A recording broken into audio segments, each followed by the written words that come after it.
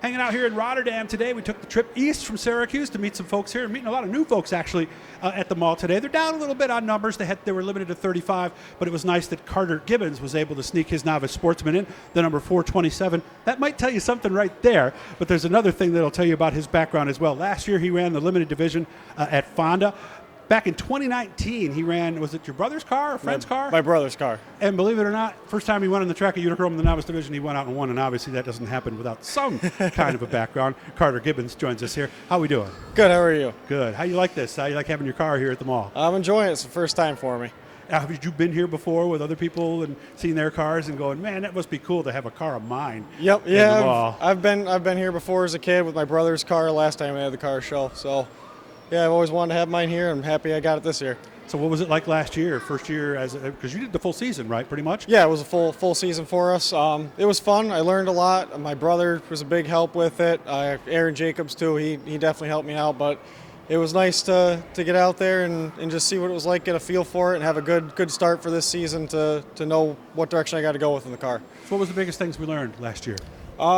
Just setup-wise, and that was pretty much it, just to read the track surface and figure out what I have to do depending on what the weather was during the week, different variables like that. And, of course, it won't turn in turn one today for some reason. Yeah. It's all those little things along the way, right? Yeah, that's correct. Yep. Yeah, because people think that, well, let's be honest. There's two things you really have to learn. I mean, driving is one thing, but doing what you need to do at the track and doing the maintenance properly at the shop and all that stuff, that's probably more of it than the driving, isn't it, for somebody new like you? That is more. It's almost a second job, and sometimes it's tough to come home after a long day at work. You know, you got to go right back to the garage and make sure everything's tip-top for the weekend to go racing. So, yeah, 'cause you're looking at anywhere between 10 and 20 hours of work during the week, depending on how things went, right? Yeah, very easily. Yep. Mm-hmm. Now, how do you learn that aspect of it? Because obviously you'd like to be able to take everything apart and nut and bolt everything, but you can't. So how do you know what to do during the week and what to do like maybe once a month kind of thing? We've kind of set a routine. I have a long background in this. I've helped out Mark Johnson for years. There you go. So they pointed me in the right direction. I kind of pick things up along the way. My father also points me in the right direction on things I need to look for weekly versus, bi-weekly, whatever. So I just picked it up along the way. Mm-hmm. Yeah, and I'm sure whenever you have questions and things like that, it's nice to know you have people you can call, right? Yeah. Oh, yeah. It's awesome to have all the connections that I do, and I can call pretty much any one of them. They pick up the phone. They're more than happy to help. Did you have any issues last year? Any problems? Any wrecks? Anything like that? One wreck last year. We had a bolt break on the front axle, and we ended up in the first turn wall. Went over twice at Fonda. Oh, so you didn't just have a little one, huh? No, it was for my first one. It was a big one. Now, how badly did that damage the car? The car was told we had to went out and bought a new one, put it together. You had to buy a new frame and everything, huh? Brand new frame, brand new body, put it together in 3 days to beat a Glen Ridge on Sunday. And you did it in 72 hours? We did it, yep. Was it fine? It was fine. My brother was a huge help with it. He did a lot of the work when I was gone and I was still working. I'd come back at night, help him out, and we had it ready to go. Now, what do you do for a living then? I'm a seal coater with Clark Myers Paving and Seal Coating in Scotia. That's got to be tough because the busy time for them is the busy time for you in racing too. That is the case. Yep, we have I have to rely on my crew a lot to get some stuff done in the garage during the week, and then I can help out when I can on the weekends when we have our off time. But during the week, it is very busy for me. Yeah, because there are hot jobs in the summer, but I know I have some friends in the seal coating business. You're on hot driveways with hot tar. There are not many jobs that absorb the heat more than that, do there? No.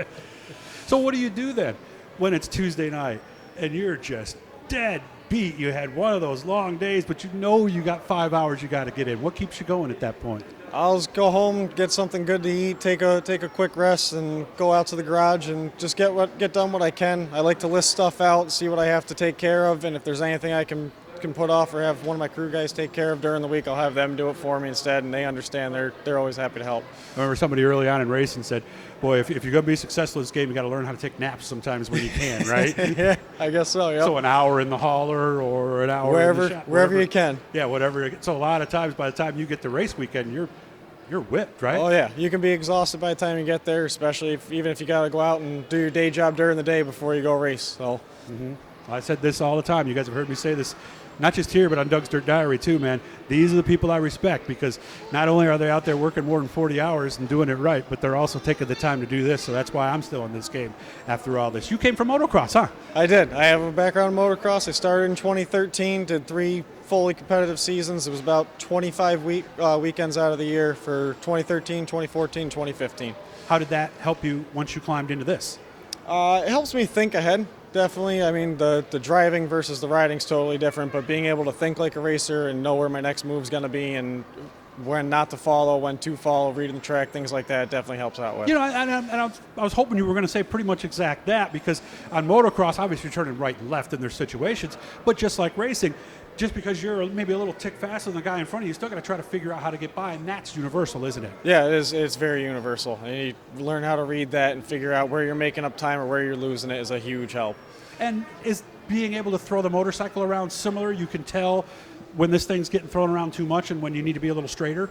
Yeah, you can. I mean, you can tell loose is loose on either one. You're sliding or you're driving. So it was good to be able to tell.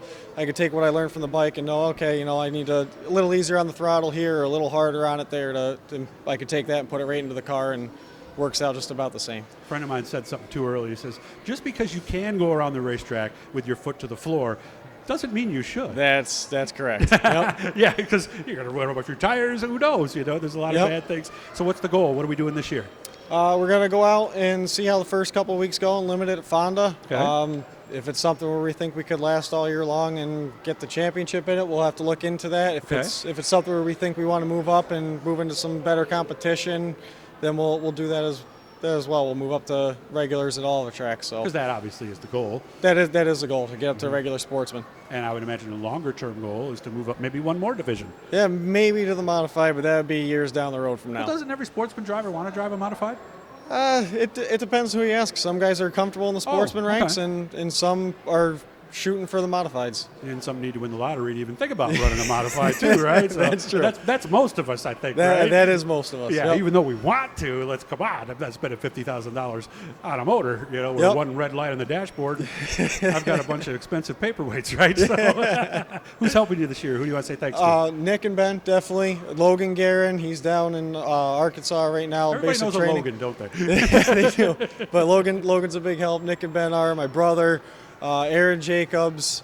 You know Aaron. Okay, all right. Yeah, he's a huge help. Always answers the phone. Always has some advice to give me. me. Him and his daughter, they're pretty busy out there. So, very very busy. Mm-hmm. Yep. So then Fastenal, Jordan Fredenberg in Scotia, Mike Merwin with Crazy Mike's Jerky, Independent Helicopters, Matt Taggart, and Heather Howley. And the 427 was your old motocross number, right? Yes, it was. There you go. So that's another way you can tell. You can tell a lot of them go with their same numbers, which are always 3 digits. The first is the division, right? Or something like that? Or the numbers mean nothing? In our series, the numbers they mean nothing. They're what you pick. Okay. And the other way you can tell is if you're going to see Carter's helmet in the pit area, he's going to be pulling his tear-offs with his left hand. That's another dead giveaway. Good to meet you, man. Good luck this season, and please keep in touch. Thank you. Will do. And remember to subscribe, guys. We're going to be doing lots of cool stuff. This is our first time back this weekend, but we're going to be doing lots of things. We're a lot of racetracks this year.